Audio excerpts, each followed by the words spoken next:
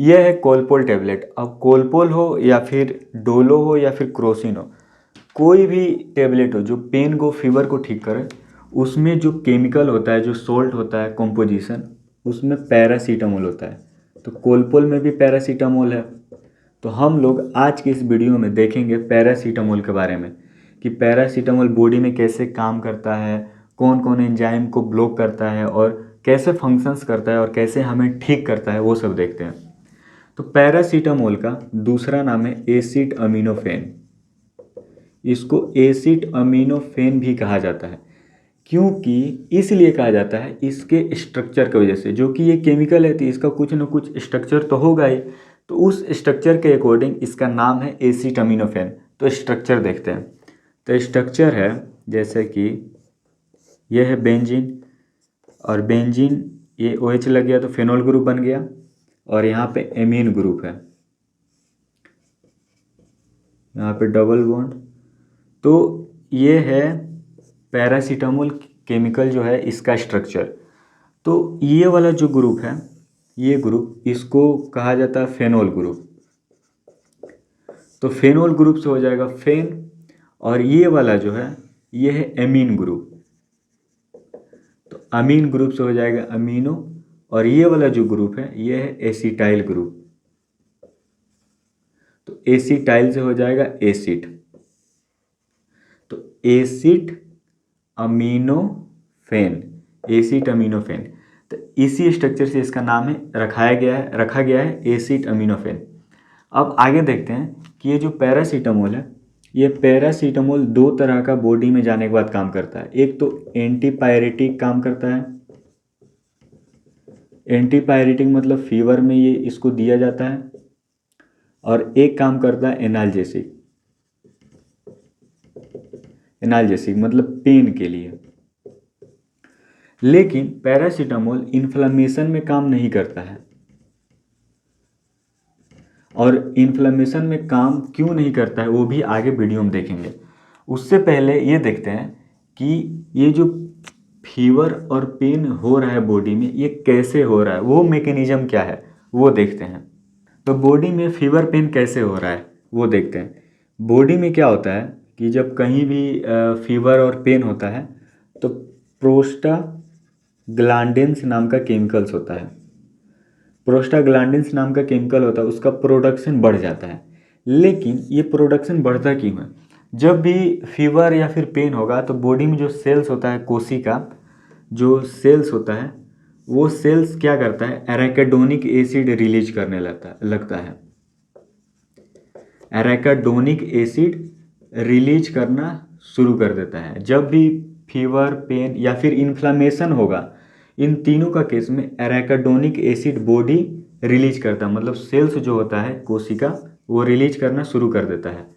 तो जब arachidonic acid release होगा तो यही कन्वर्ट हो जाएगा ये प्रोस्टाग्लैंडिन्स केमिकल्स में। प्रोस्टाग्लैंडिन्स में ये एराकिडोनिक एसिड कन्वर्ट हो जाता है। लेकिन ये ऐसे ही अपने से कन्वर्ट नहीं होता है, इसको कन्वर्ट करता है एक एंजाइम, उसका नाम है कोक्स एंजाइम।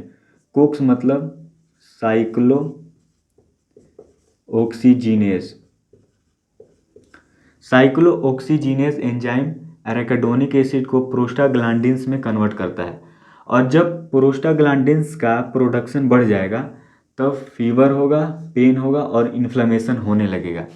तब पैरासीटामोल दिया जाता है। इन्फ्लेमेशन में तो काम नहीं करता लेकिन इन दोनों में काम करता है। तो पैरासीटामोल क्या करेगा कि यहाँ पर आएगा और ये जो कोक्स एंजाइम है इसको ब्लॉक कर देगा, मतलब इनहिबिट कर देगा, इसको ब्लॉक कर देगा। अब जब ये ब्लॉक हो जाएगा तो ये एराकिडोनिक एसिड प्रोस्टाग्लैंडिन्स में कन्वर्ट ही नहीं होगा। और जब प्रोस्टाग्लैंडिन्स में कन्वर्ट नहीं होगा तो प्रोस्टाग्लैंडिन्स का प्रोडक्शन बढ़ेगा नहीं, तो ये डिक्रीज हो जाएगा। और जब डिक्रीज होगा तो फीवर भी ठीक हो जाएगा और पेन भी ठीक हो जाएगा। लेकिन पैरासीटामोल इन्फ्लेमेशन में काम नहीं करता है, लेकिन प्रोस्टाग्लैंडिन्स की वजह से इन्फ्लेमेशन हो रहा है। आगे देखते हैं कि पैरासीटामोल इन्फ्लेमेशन में काम क्यों नहीं करता है।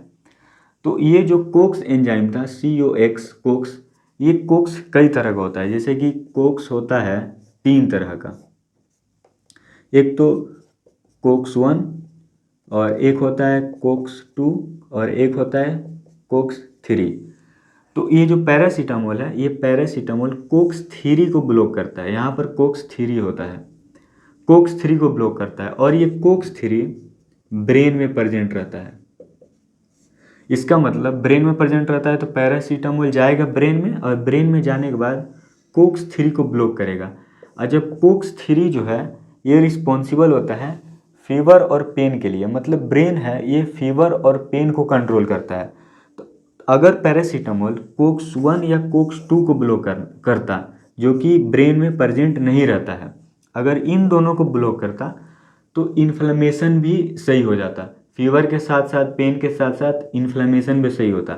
लेकिन ये कोक्स 1 और कोक्स 2 को ब्लॉक नहीं करता है, कोक्स 3 को ब्लॉक करता है जो कि ब्रेन में रहता है और ब्रेन कंट्रोल करता है फीवर और पेन, इन्फ्लेमेशन नहीं। यही रीज़न है कि पैरासीटामोल इन्फ्लेमेशन को ठीक ट्रीट नहीं करता है। अब आगे देखते हैं इसके यूजेज के बारे में। पैरासीटामोल को फीवर में, पेन में तो दिया ही जाता है, इन्फ्लेमेशन में तो यूज होता नहीं है, लेकिन और भी है जिसमें पैरासीटामोल को दिया जाता है और भी कई प्रॉब्लम्स में, जैसे कि इसको माइग्रेन में भी दिया जाता है। यूजेज अभी हम लोग देख रहे हैं। माइग्रेन अगर किसी को होता है उस केस में भी पैरासीटामोल को दिया जाता है। दूसरा हेडेक, अगर आदमी को हेडेक हो उस केस में भी दिया जाता है। पेन में तो दिया ही जाता है, फीवर में तो दिया ही जाता है, पेप्टिक अल्सर में भी दिया जाता है इसको।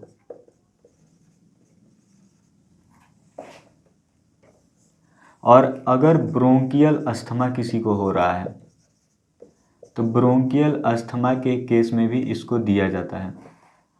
और ओस्टियो आर्थराइटिस अगर होता है किसी को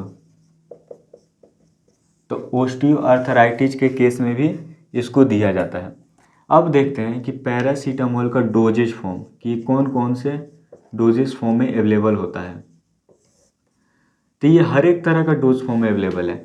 टेबलेट में भी अवेलेबल है, कैप्सूल में भी अवेलेबल होता है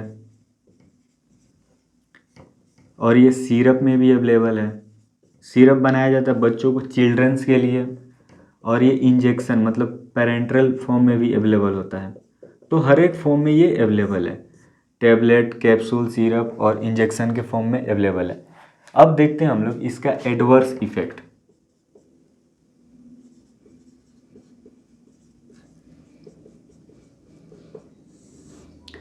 तो एडवर्स इफेक्ट में है कि क्या होता है कि स्किन रैशेस होने लगते हैं कभी कभी, ये एक तरह का कॉमन है। और अगर ओवरडोज कोई पेशेंट करता है पैरासीटामोल का, बहुत ज़्यादा क्वांटिटी में अगर लेने का कोशिश करता है तो हो सकता है हेपाटोटॉक्सिसिटी हो जाए। ये होता है ओवरडोज करने से। हेपाटोटॉक्सिसिटी मतलब कि लीवर डैमेज हो सकता है, और या फिर नेफ्रोटॉक्सिसिटी भी हो सकता है। नेफ्रो मतलब किडनी होता है, तो किडनी पे भी इसका बहुत हार्मफुल इफेक्ट देखने को मिलता है। तो ये रहा पैरासीटामोल का कुछ बेसिक्स, कि हम लोग देखें डेफिनेशन, फिर उसका chemical structure, uses, doses form, adverse effect और मैकेनिज्म ऑफ एक्शन भी देख लिए, MOA भी देख लिए कि बॉडी में जाने के बाद कैसे काम कर रहा था, कौन से एंजाइम को ब्लॉक कर रहा था। अब हम लोग नेक्स्ट वीडियो में मिलेंगे और एक इंटरेस्टिंग टॉपिक के साथ।